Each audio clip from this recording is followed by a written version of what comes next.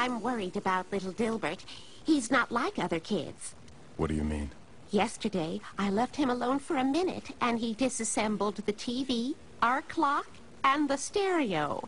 That's perfectly normal. Kids take things apart. Oh! The part that worries me is he used the components to build a ham radio set. Oh, dear. Is that bad?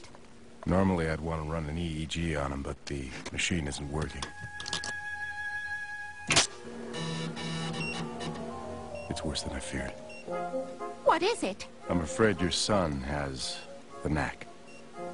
The knack? The knack.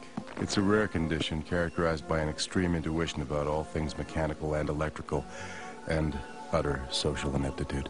Can he lead a normal life? No. He'll be an engineer. No!